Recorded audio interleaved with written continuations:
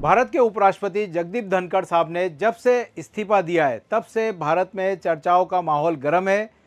जगदीप धनखड़ साहब क्रिकेट की भाषा में कहें या तो बोल्ड आउट हुए हैं या फिर रिटायर्ड हर्ट हुए हैं या फिर हिट विकेट हुए हैं।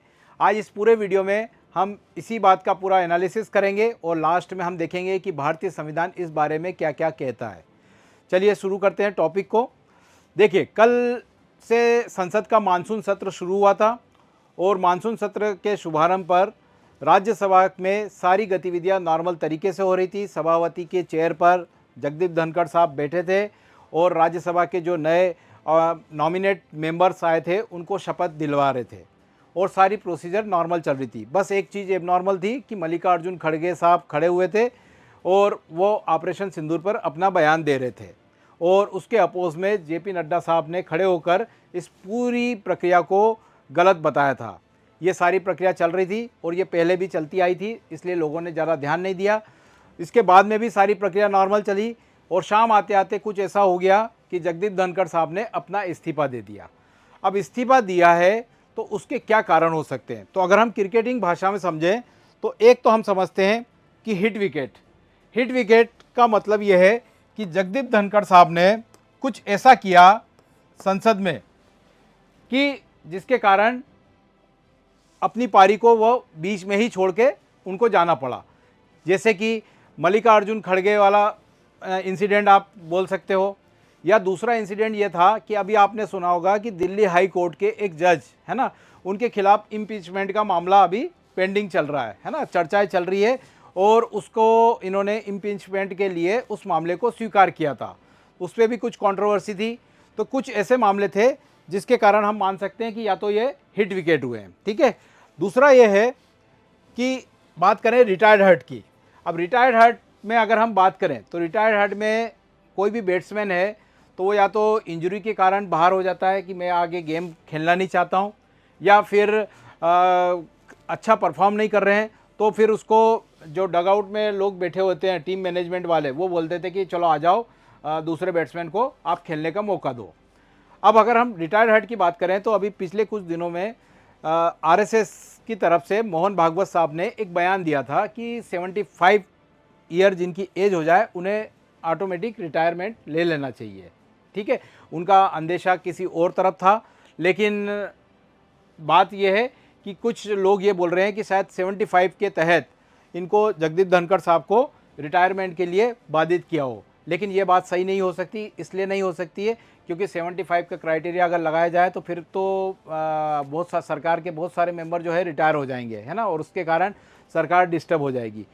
तो ये बात नहीं हो सकती। हाँ, रिटायर हेड का एक मामला है कि जगदीप धनखड़ साहब को हेल्थ इश्यूज़ थे, उनको हार्ट की प्रॉब्लम थी। पिछले साल से लगातार उनके हार्ट की प्रॉब्लम की समस्याएं सुनने में आ रही थी, है ना। तो उसके कारण हो सकता है कि वाकई में उनके हेल्थ इश्यूज़ के कारण उन्होंने इस्तीफा दिया हो। लेकिन सवाल यहाँ पर यह है कि अगर उन्होंने हेल्थ इश्यूज़ थे तो वो कल की पूरी प्रक्रिया में कैसे शामिल हुए? अगर हेल्थ इशू थे तो वो मानसून सत्र के पहले भी इस्तीफा दे सकते थे। दूसरी बात, अगर हम पास्ट में जाके देखें तो नरसिम्हा राव साहब प्रधानमंत्री की पोस्ट पे रहते हुए, मनमोहन सिंह जी प्रधानमंत्री की पोस्ट पे, मनमोहन सिंह जी की तो प्रधानमंत्री पोस्ट पे रहते हुए बाईपास सर्जरी तक हो गई थी। और प्रधानमंत्री का कार्यभार अगर हम देखें देश के हिसाब से तो सबसे ज़्यादा होता है।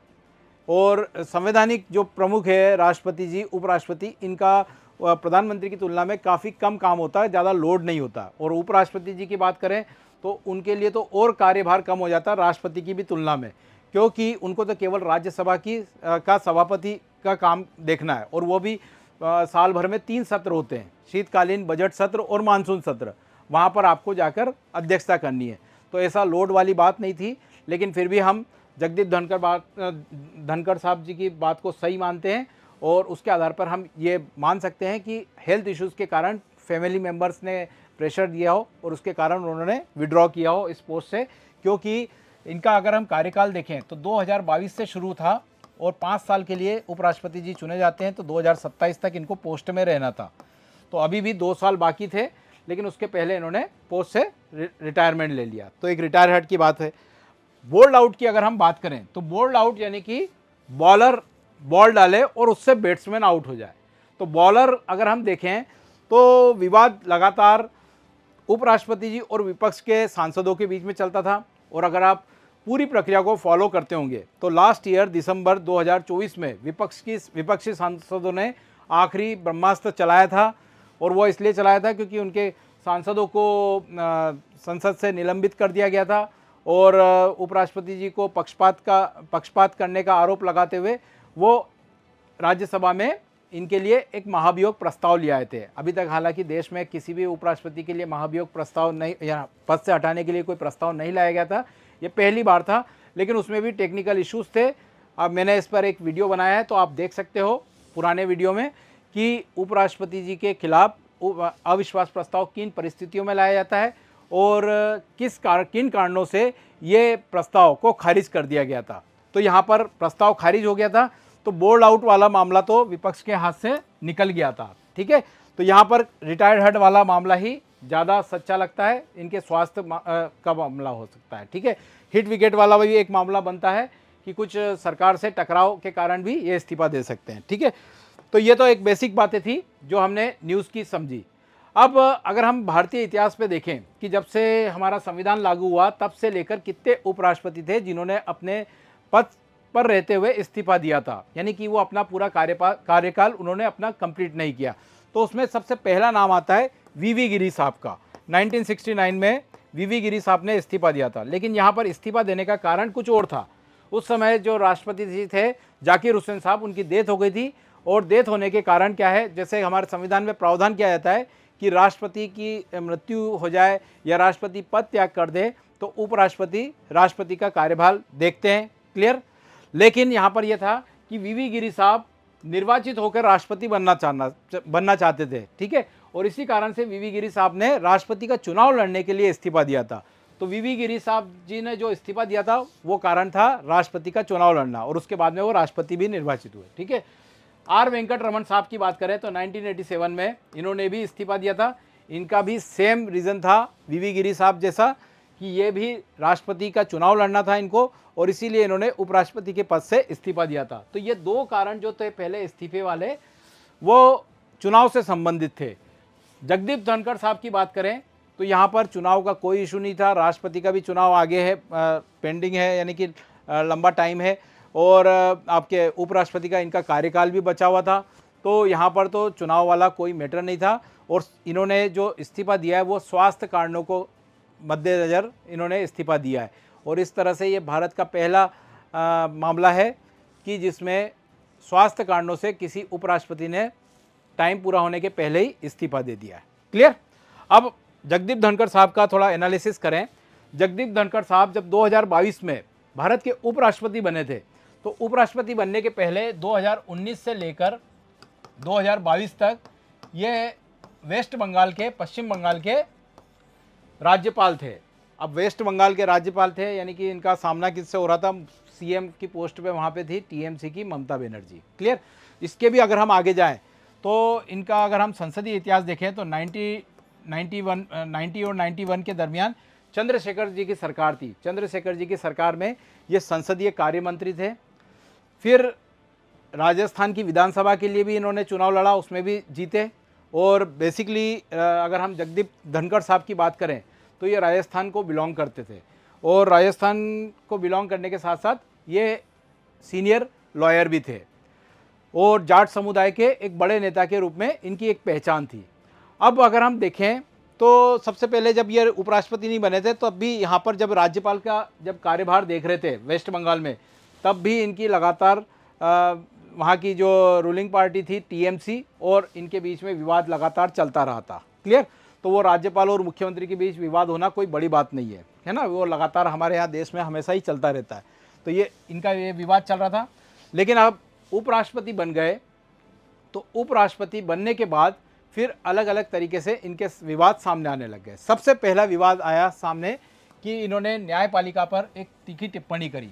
ये लगातार सुप्रीम कोर्ट पर टिप्पणी करते रहे। अब सुप्रीम कोर्ट पर पहली टिप्पणी इन्होंने करी कि आपको याद होगा यूपीए गवर्नमेंट के समय में एक यूपीए गवर्नमेंट जब मनमोहन सिंह जी की सरकार थी तो उस समय एक न्यायिक नियुक्ति आयोग बना था।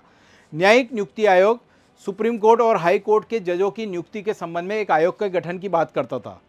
अभी वर्तमान में सुप्रीम कोर्ट में जो कॉलेजियम प्रणाली चल रही है उसको हटाकर यह न्यायिक नियुक्ति आयोग बना था। सुप्रीम कोर्ट ने क्या करा था कि 2015 में इस न्यायिक नियुक्ति आयोग को क्या कर दिया था, असंवैधानिक घोषित कर दिया था। तो उपराष्ट्रपति जी के पद पर रहते हुए जगदीप धनखड़ साहब ने पहली टिप्पणी ये कर दी कि भैया ये सुप्रीम कोर्ट ने जो न्यायिक नियुक्ति आयोग को असंवैधानिक घोषित किया है ये पूरी तरह से लोकतंत्र के खिलाफ है। अब मैं यहाँ पर इस टिप्पणी को विवादास्पद बोल रहे हैं हम लोग, लेकिन एक्चुअल में अगर डीपली जाके देखें तो कहीं ना कहीं उनकी बात में सच्चाई थी, क्योंकि अभी जो कॉलेजियम प्रणाली चल रही है उसमें जज खुद ही अपने मामलों को जज बनते हैं, खुद ही अपनी नियुक्ति करते हैं, खुद ही अपना ट्रांसफ़र करते हैं। तो जो एक बैलेंस बना हुआ था कॉन्स्टिट्यूशन में, है ना, कि कार्यपालिका, न्यायपालिका और विधायिका के बीच में एक बैलेंस होना चाहिए, वो बैलेंस कहीं ना कहीं क्या है, शिफ्ट हो रहा था। तो वो टिप्पणी ठीक थी, लेकिन उस पर विवाद हुआ था क्योंकि सुप्रीम कोर्ट के मामलों में इन्होंने एक तरह से दखल की बात हो गई थी, है ना। फिर उसके बाद में एक केशवानंद भारती का केस था। केशवानंद भारती का 1973 का एक केस है। उसमें सुप्रीम कोर्ट ने बोला था कि भैया संसद जो है वो संविधान संशोधन कर सकती है, लेकिन संशोधन करते समय वो कोई संविधान के मूल ढांचे में कोई परिवर्तन नहीं कर सकती है। जगदीप धनखड़ साहब ने यहाँ पे बोला भैया क्यों नहीं कर सकती, संसद के जो प्रतिनिधि है वो जनता की आवाज़ है, जनता के लिए काम करते हैं, जनता के लिए रिस्पॉन्सिबल है, और संसद को ये सब पावर होना चाहिए जिसके तहत वो क्या है, संविधान में किसी भी चीज़ में संशोधन कर सकती है। तो सुप्रीम कोर्ट का ये जजमेंट भी गलत था, ये जगदीप धनखड़ साहब ने अपने स्टेटमेंट में कहा। इससे न्यायपालिका बनाम कार्यपालिका की एक नई बहस शुरू हो गई थी। क्लियर। फिर उसके बाद में विपक्ष के साथ में लगातार टकराव आपने देखा ही था। कई विपक्षी सांसद जो है इन पर आरोप लगाते थे कि ये हमारे साथ पक्षपात करते हैं, और वो एक जेन्युइन बात है कि आप पुरानी सरकारों में भी देखें तो जनरली क्या होता है कि लोकसभा स्पीकर की बात करें या राज्यसभा सभापति की बात करें तो कहने को जरूर ये लगते हैं कि यह संवैधानिक पद है और इनको निष्पक्ष रहना चाहिए, लेकिन बेसिकली अगर देखा जाए तो भैया इनकी नियुक्ति किसी पार्टी से जुड़े होने के कारण ही होती है। पास्ट में भी देखें तो जो स्पीकर और जो वाइस प्रेसिडेंट बनते थे वो कहीं ना कहीं कांग्रेस पार्टी से जुड़े हुए होते थे, तभी तो वो उस पोस्ट पे बनते थे, है ना, चाहे राष्ट्रपति हो चाहे कोई भी हो।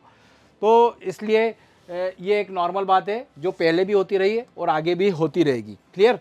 तो ये एक तो विवाद इनके साथ चल रहा था, और इसी के कारण आपको मैंने बताया था कि लास्ट ईयर इनके खिलाफ अविश्वास प्रस्ताव भी लेके आए थे विपक्षी सांसद, लेकिन वो टेक्निकल आधार पर खारिज हो गया था। क्लियर। फिर इसके बाद में जो संवैधानिक पद धारकों की आलोचना करना, इन्होंने बोला था कि राहुल गांधी जी जो विदेशों में जाकर बयान दे रहे थे तो उसका उन्होंने देश विरोधी ताकतों से कुछ एंगल जोड़ा था, और नाम न लेते हुए इनडायरेक्ट तरीके से उन पर आरोप लगाया था।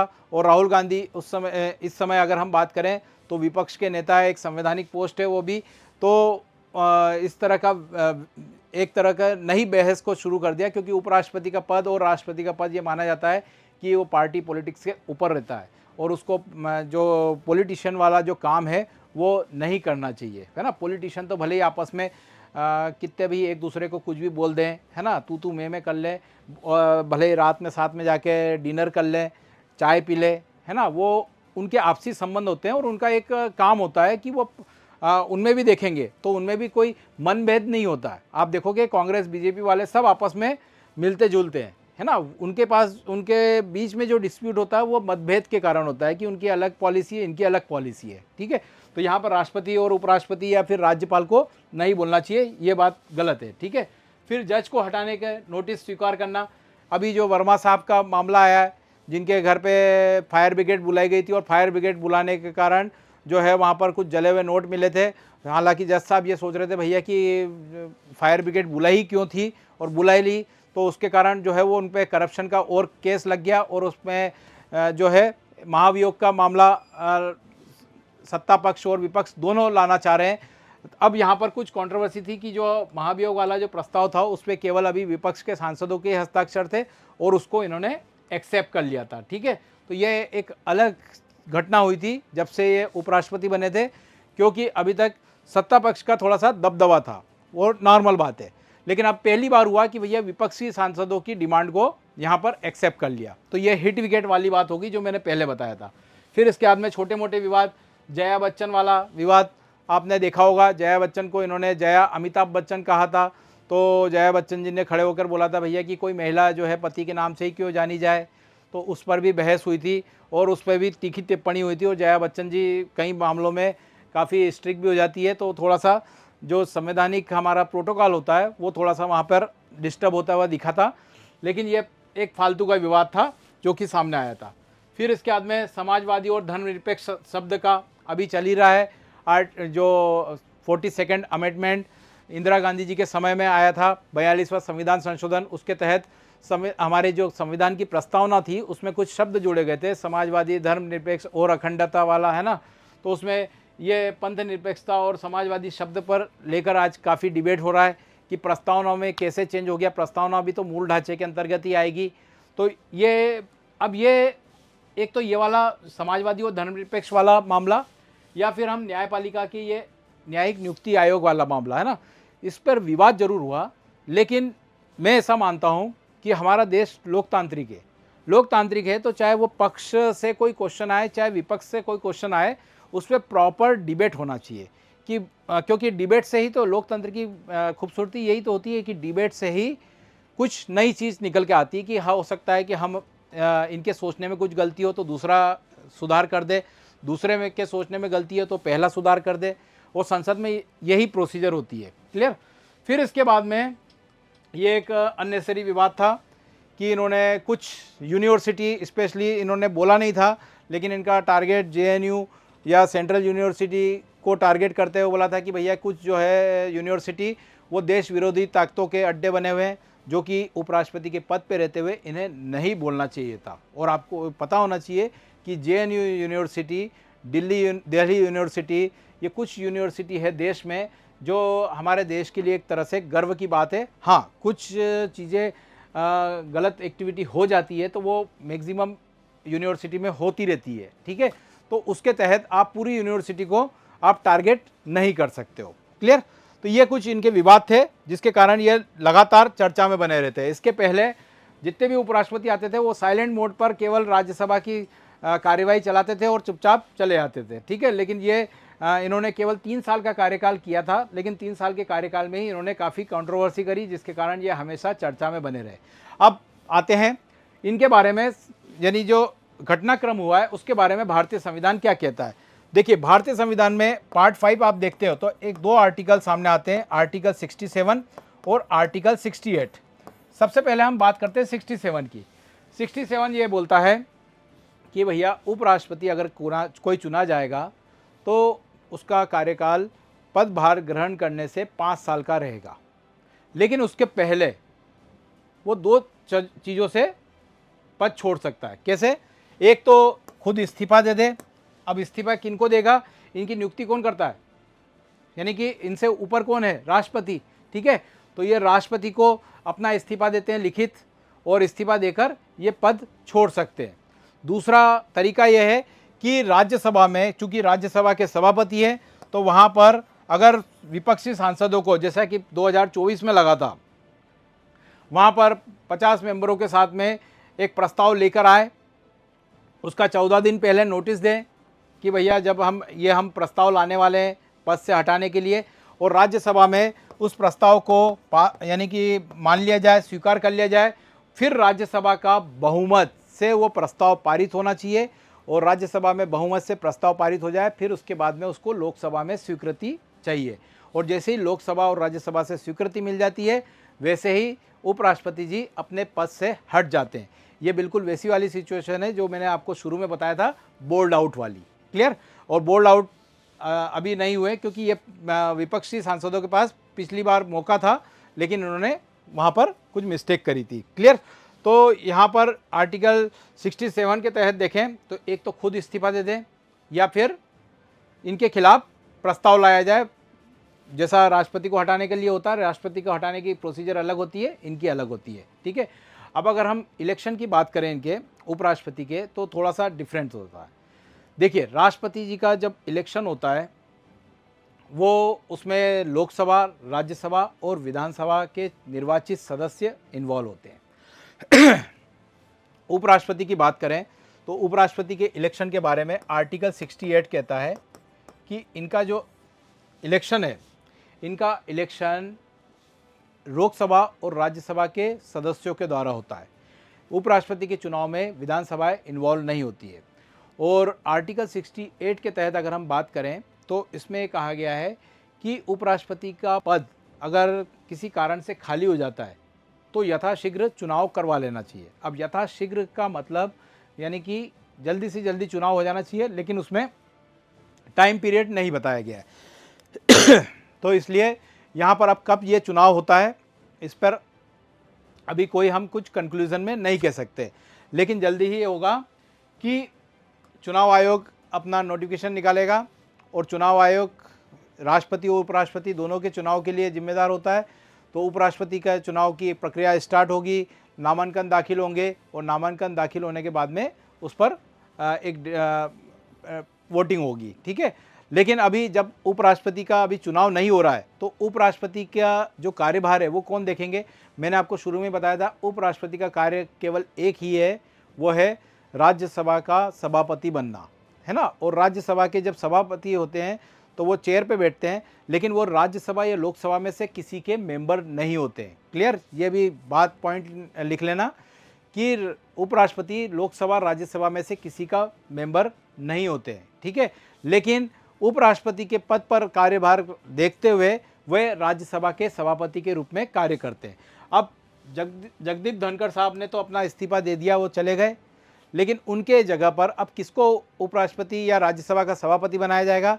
तो देखिए, संविधान में कहा गया है कि उपराष्ट्रपति अगर पद खाली कर देता है तो राज्यसभा का सभापति उपसभापति बनेगा। अभी अगर हम देखें तो राज्यसभा में सभापति धनखड़ साहब थे, उपसभापति के पोस्ट पर हरिवंश सिंह जी थे, है ना, जो कि जेडीयू के सांसद है और बिहार से ही है ना।